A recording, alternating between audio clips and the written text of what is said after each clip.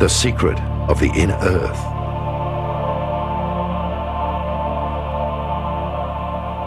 Like the human being, the planet itself also has dimensions. These 7 bodies are 7 main energy gates, also called chakras or sun gates. As much as there is an outer world, there is, because of polarity, an inner world. In other words, the earth is hollow. As things are on a small scale, so they are on a large scale. Hermes Trismegistos taught that everything in the universe is set up according to the same organizational plan.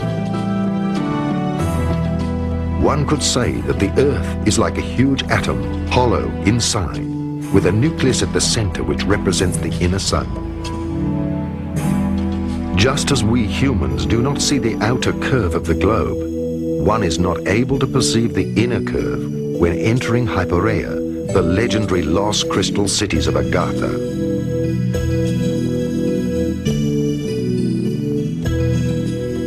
The initiated were able to get in touch with the civilizations of the inner earth through gates. Until the sinking of Atlantis, this was general knowledge.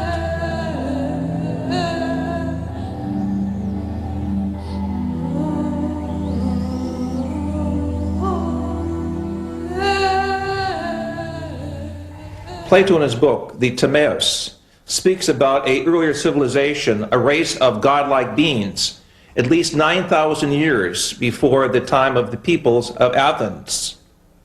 He also speaks of how the great historian Solon refers to Egypt as a colony of Atlantis. It is clear from evidences we have recently made in Mesoamerica, specifically in Guatemala, with the ancient canal system that we have uncovered through remote sensing radar, that it was there in Central America where north and south tectonic plates meet, where there are great statues called the Atlans, that there was indeed some type of civilization that could be called Atlantean. Clearly the evidence is in Egypt of great structures beneath the sands of Giza, as well as the evidences of great structures beneath Gobi in the Far East, suggest that Atlantean models of higher intelligence were over the earth at a much earlier historic period, suggesting that Atlantis was a type of civilization rather than a specific place of people, technology, worship, and belief. Where is the entrance to the inner earth?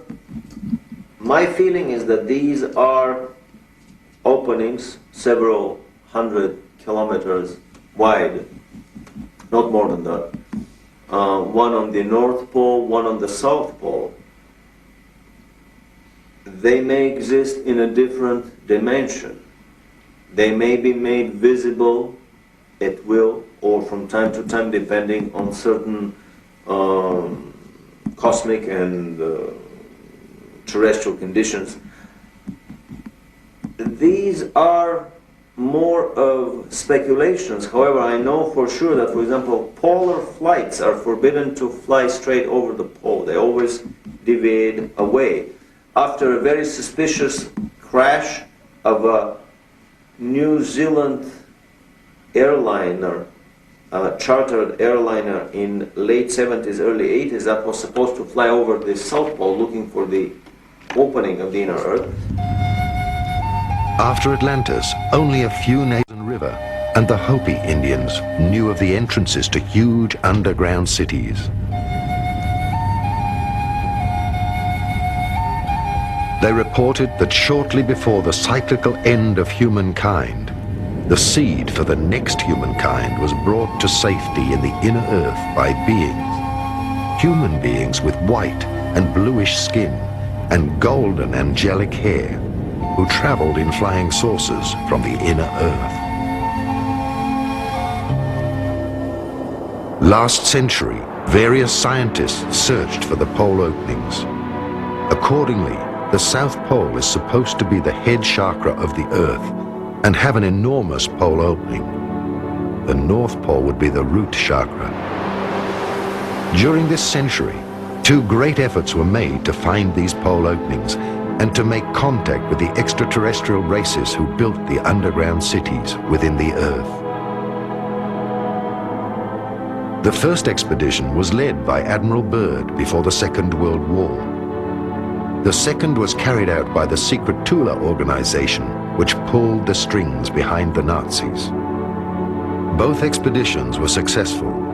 Byrd discovered the pole openings during an expedition for the USA.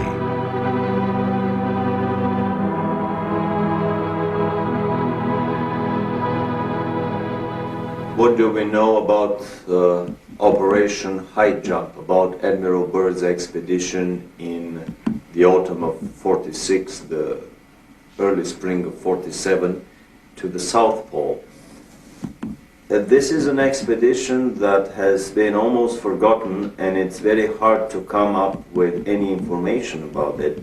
The few articles that were published at that time in, let's say, National Geographic magazine would not give any clue to the real intention of that expedition. However, recently we discovered a unique documentary film in color, 1 hour long, made by the US Navy.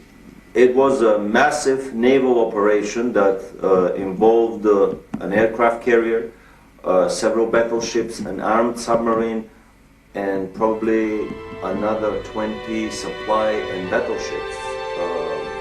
It involved 4,000